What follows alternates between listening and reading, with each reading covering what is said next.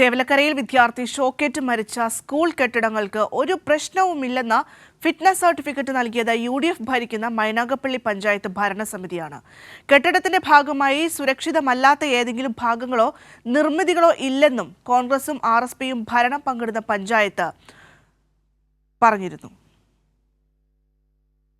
2025-26 അധ്യയന വർഷത്തിലേക്ക് നടത്തിയ ഫിറ്റ്നസ് പരിശോധനയിലാണ് UDF പഞ്ചായത്ത് ഭരണസമിതി അപകടകരമായ വൈദ്യുതി ലൈൻ സ്കൂൾ വളപ്പിൽ കടന്നുപോകുന്നത് കണ്ടിട്ടും അപകടം നടന്ന കെട്ടിടത്തിന് ഫിറ്റ്നസ് നൽകിയത്. ഓരോ കെട്ടിടങ്ങളും വേർതിരിച്ച് ഇതിന്റെ ക്ലാസ് മുറി വരെ ക്ലാസ് നടത്താൻ അനുയോജ്യമാണെന്ന് സർട്ടിഫൈ ചെയ്തു. അതേസമയം ഉദ്യോഗസ്ഥരെ പഴിചാരി രക്ഷപ്പെടാനാണ് UDF ഭരണസമിതി പ്രസിഡന്റ് ശ്രമിക്കുന്നത്.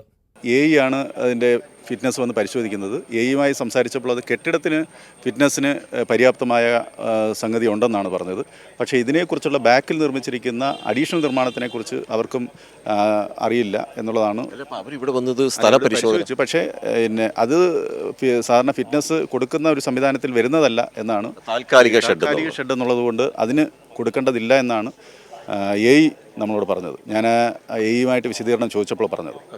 മൈനാഗപ്പള്ളി ഗ്രാമപഞ്ചായത്തിന്റെ ഫിറ്റ്നസ് കിട്ടി എന്ന് മാത്രമല്ല, അപകടം സംബന്ധിച്ച് ഒരു സൂചന പോലും ഇപ്പോൾ പ്രതിഷേധിക്കുന്നവർ തന്നില്ലെന്ന് സ്കൂൾ മാനേജർ തുളസീധരൻപിള്ള കൈരളി ന്യൂസിനോട് പറഞ്ഞു. ഇത് ഏതാണ്ട് ഒരു 4 പതിറ്റാണ്ടായി ഇതിലേക്കൂടെ കടന്നു പോകുന്ന ലൈനാണ്.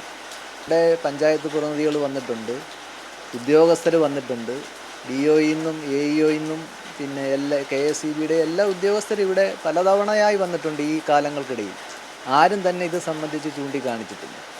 UDF ഭരിക്കുന്ന മൈനാഗപ്പള്ളി ഗ്രാമപഞ്ചായത്ത് ഭരണസമിതിക്കും മിഥുന്റെ മരണത്തിന്റെ ഉത്തരവാദിത്തത്തിൽ നിന്ന് ഒഴിഞ്ഞു നിൽക്കാനാകില്ലെന്ന് പ്രതിപക്ഷ നേതാവ് ബിന്ദു മോഹൻ പറഞ്ഞു. നൽകിയത് പഞ്ചായത്ത് ഭരണസമിതിയും അവിടുത്തെ AEയും ആണ്. അവർ വന്ന് അവരുടെ കൺമുമ്പിൽ അവരങ്ങോട്ട് റോഡിൽ കൂടെ വരുമ്പോൾ തന്നെ അത് കാണാവുന്നതാണ്. അത് പഞ്ചായത്ത് ഭരണസമിതിയുടെയും പിന്നെ അവിടെ ഉദ്യോഗസ്ഥരുടെയും 100% അനാസ്ഥ തന്നെയാണ് അതിൽ വന്നിട്ടുള്ളത്. അതുപോലെ തന്നെ ഇലക്ട്രിസിറ്റി ബോർഡായാലും എല്ലാവർക്കും ഇതിനകത്ത് പൂർണ്ണ ഉത്തരവാദിത്തമുണ്ട്. സ്കൂളിന് ഫിറ്റ്നസ് നൽകിയ അതേ UDF നേതാക്കൾ തന്നെ പ്രതിഷേധത്തിനിറങ്ങിയതിൽ നാട്ടുകാർക്ക് കോമഡി സീൻ പോലെയായി. രാജ്കുമാർ, കൈരളി ന്യൂസ്, കൊല്ലം.